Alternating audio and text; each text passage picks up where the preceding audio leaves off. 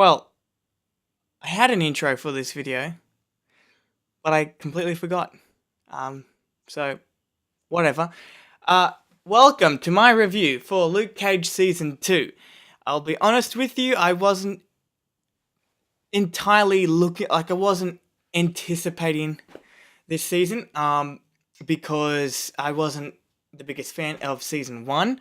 I do like Luke Cage as a character, but I find his show to be very slow and boring at times, especially Season 1.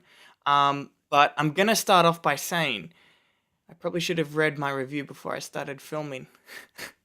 But I'm gonna say this to start off with. This show does continue that. It does continue the slow-paced,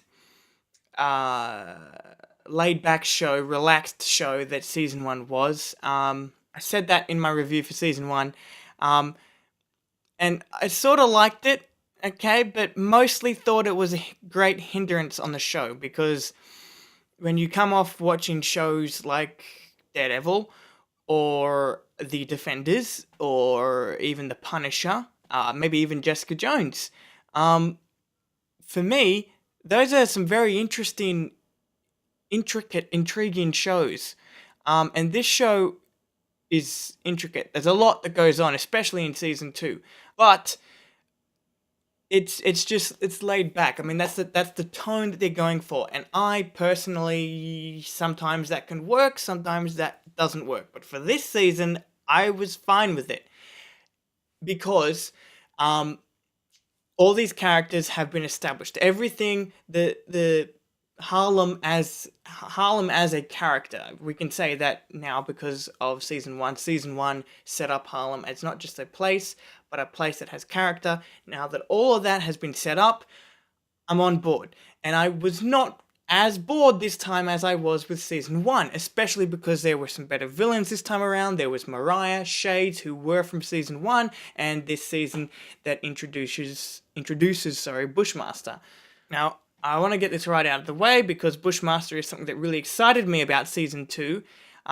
He was, in my opinion, a better antagonist than Cottonmouth and Diamondback. Now, I said in my review for Season 1, I liked Diamondback, but in my opinion, Diamondback lacked character, okay? He was a villain that lacked character, yet he was a very challenging villain, right?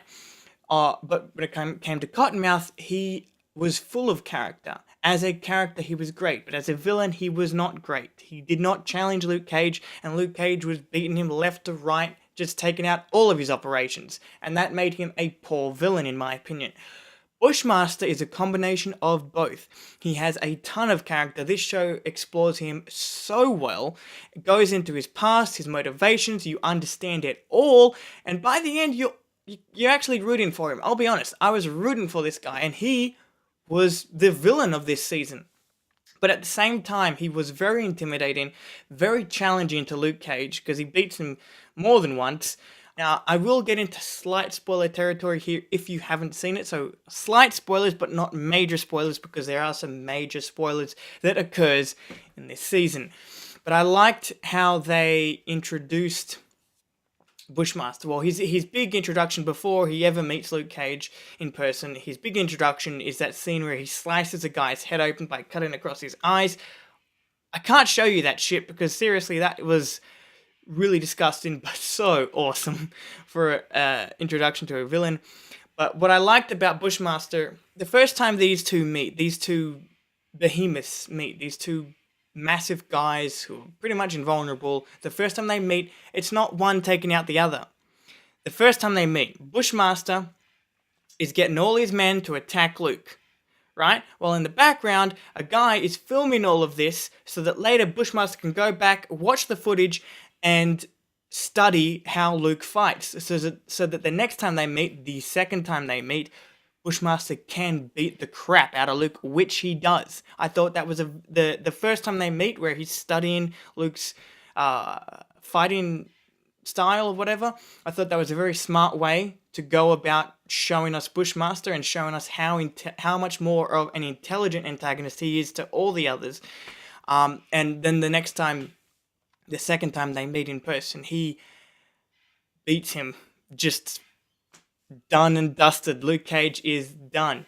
Um, it was really something cool. This guy got punched by freaking Luke Cage and smiled. That's awesome. I just really liked Bushmaster. I think I'm gonna quickly go over my notes here just in case I forgot something. No, I didn't. That was it. So I liked Bushmaster. As far as I'm concerned, out of the whole show, Bushmaster is my favorite. For me, it goes Bushmaster, then Mariah, then Diamondback, and then Cottonmouth at the very bottom because for reasons that I've explained before. But concerning Bushmaster, I'm going to say this the way I wrote it. Don't think for 1 second that Bushmaster is the ultimate evil, because if you're a fan of this show, you know who she is. And in my review for Season 1, as I keep mentioning, I said that she was an improvement from Cottonmouth, in that she was a bitch and she outsmarted our heroes at every turn. She didn't need to be physically challenging because she was mentally and emotionally challenging, because she was the type of villain that would press the buttons of our heroes while also pressing our buttons and pissing us off and just wanting to see her fucking hang off a bridge, whatever. You hate her, but that's what makes her a good villain. You don't hate her because she's a bad villain. You hate her because she's a bitchy villain and she gets in your face. She antagonizes you. And that is Mariah Stokes. Mariah Stokes. Where they took her, oh shit. She is, and always has been, the number one villain of the show. And yeah, she's the true villain. Really quickly, I want to go on Misty, because in the Defenders, she gets her arm cut off, so spoiler for the Defenders. And I was expecting to see more of Misty because of that. And thankfully, this season doesn't shy away. This season gives us as much as possible about Misty. Gives her a great arc where she gets a robot arm, as we all kind of knew, fans of the show kind of already saw that coming. I mean, it's from the comics and it's been all in the news, so whatever. I really like where they took Misty. I really not really related to it, but I really felt where she was coming from. I felt a lot of compassion for her, all that. She was great. And in a lot of ways, this show is not just about Luke. It's not just his show. It's Misty's show. It's Bushmaster's show. As much as it is his show. Like, this season, really. This season is not just his season. It's their season too.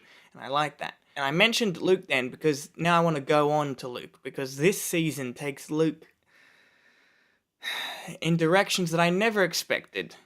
And showed us things about his character that I never saw before, and that when I'm going to go back and rewatch Season 1, or say the Defenders, or other episode or previous episodes in Season 2, I am now going to see what they were showing us in this season. I'm now going to see his anger. Slight spoiler there, but I'm not going to spoil specific scenes. I'm just going to talk about them in general. And there's a scene where he's in an argument with someone and decides to punch a wall. And obviously because he's invulnerable, punching a wall, that's a lot of damage done. So then I realized, oh shit, the show is slightly exploring domestic violence. This is a show about a superhero. Since when have they ever done that about a superhero? And that's what I really like about these Netflix shows. I've said it a ton of times, and Netflix just keeps surprising me. The Netflix Marvel shows just keep going deeper and deeper into real issues. Not just superhero stuff, real shit. And this season explores another aspect of reality that is never really truly explored in superhero movies. And I really like that. But I have to say, to end off this review, the season ends in such a way that I never thought possible. I never saw it coming, and by the end of it, it left me utterly speechless. I was just sitting there questioning, I think, myself, I think where they were going, what was going to happen next. It honestly just bothered my mind for about a couple days after I saw it. When I was going to watch Ant-Man and the Wasp, I was thinking about it. When I was watching Ant-Man and the Wasp, I was thinking about it. Even though that movie was really entertaining, I was thinking about Luke Cage Season 2 because of how it ended.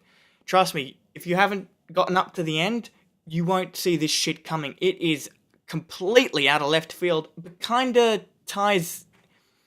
It makes sense, because everything that happens this season kinda leads up to it, and you don't really see it, you don't really see how the season is going to end until it actually ends, and then when you see it, you go, oh shit, this is not good. This could go wrong on so many levels. But anyway, I really like the ending.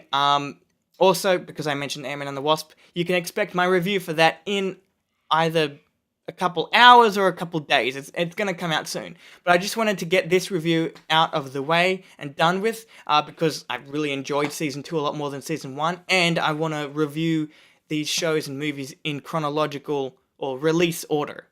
So I want to do it like that, because OCD. It needs to be done right. Anyway, that's my review for Luke Cage Season 2. I will see you in my review for Ant-Man and the Wasp.